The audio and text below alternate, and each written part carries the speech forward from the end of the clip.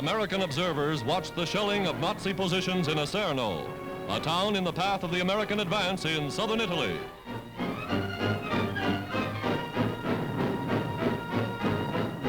Orders are given to move up. In trucks and jeeps, the Fifth Army rolls ahead.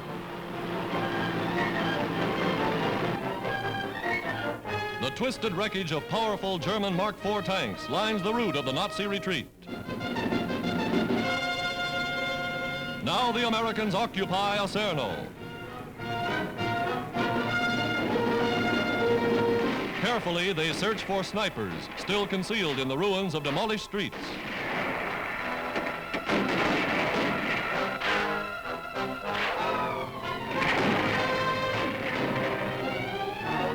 Captured Nazi soldiers are herded behind the lines. In accordance with international law, one is questioned by an intelligence officer. All find United States Army rations a welcome treat.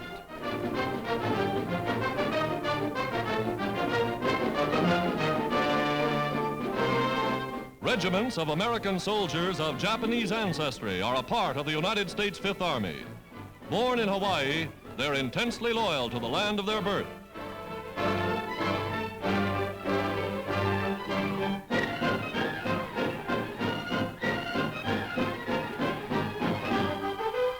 General Montgomery, whose 8th Army is pushing up the Adriatic coast, visits General Clark at 5th Army headquarters near Naples.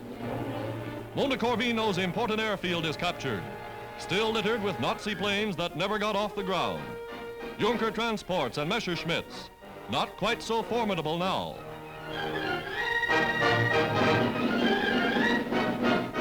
The Allied drive rolls on. All roads lead to Rome.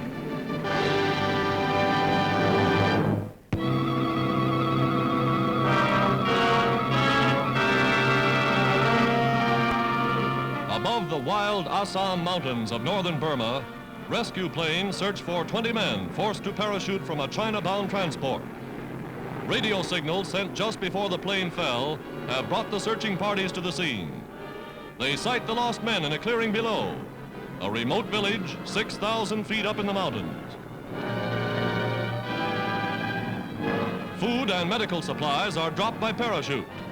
A doctor and 2 medical corpsmen also are landed by parachute to give first aid to the marooned men.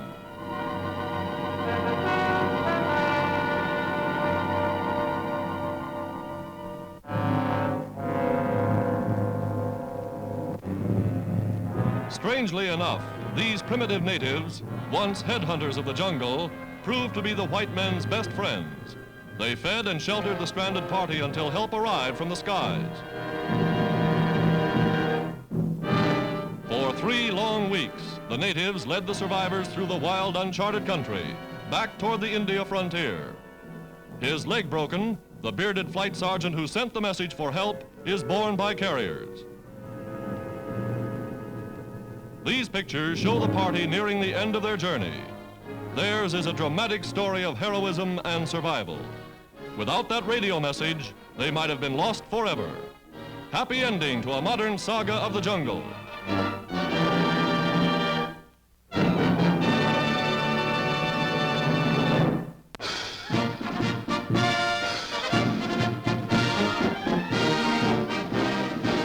Up New York's Fifth Avenue, 25,000 Americans of Polish descent parade in honor of General Pulaski, Polish hero of the American Revolution.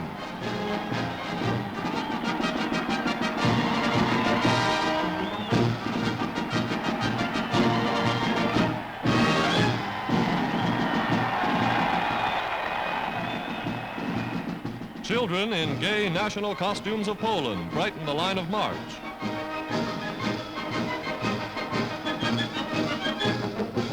Governor Dewey and the Polish ambassador review the annual procession as patriots march in the cause of freedom.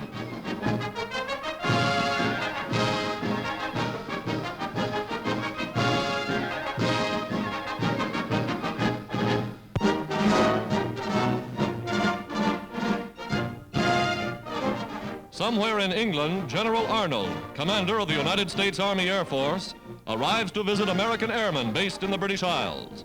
He inspects a battle-scarred bomber just back from a raid over Germany.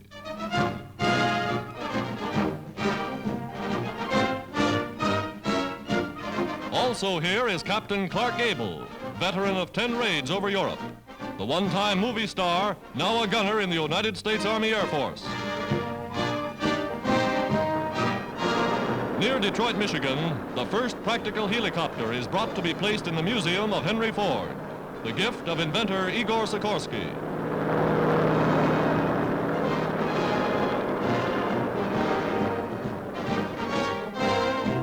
A pioneer in the development of aviation, the automobile magnate adds the Sikorsky craft to his famous collection.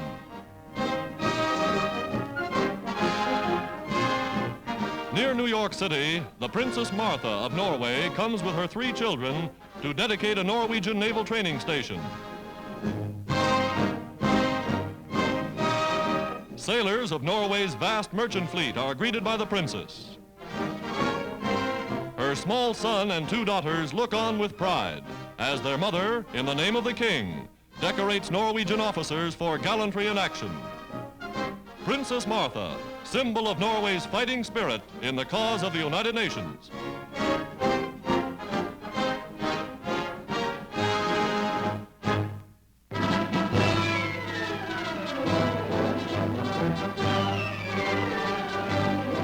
The first Yugoslav units trained by the United States Army Air Force, with Liberator bombers they'll fly in combat, receive their wings and are presented to President Roosevelt.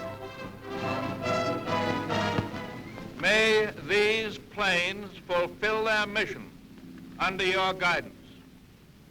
They are built with 2 great objectives. The first is to drop bombs on our common enemy successfully and at the right points. The second is to deliver to your compatriots in Yugoslavia the much-needed supplies for which they have waited so long.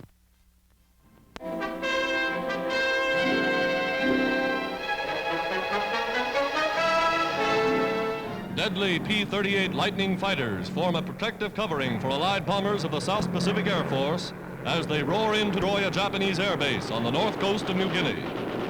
Dozens of enemy planes line the landing field as the bombers come in with guns blazing.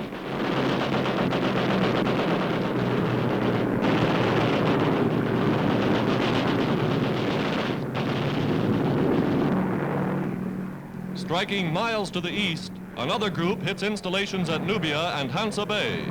Jap batteries their chief target.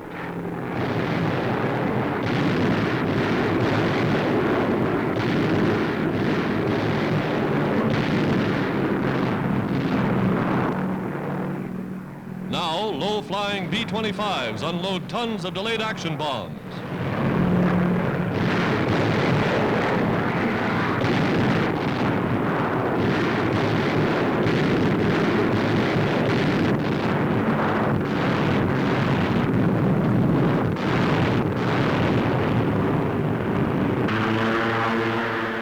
Carrier-based fighters write still another chapter in the United Nations' new aerial offensive.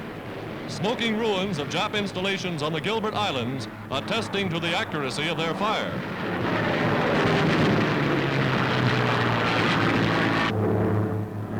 Off the coast of Tarawa, United States planes attack enemy shipping.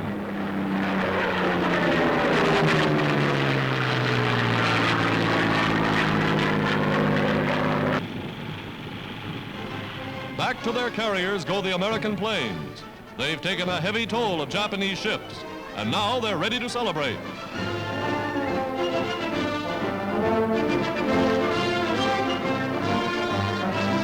Even in wartime, the crossing of the equator finds the traditional King Neptune still holding court. The sailorman's sense of humor taking time out from the war.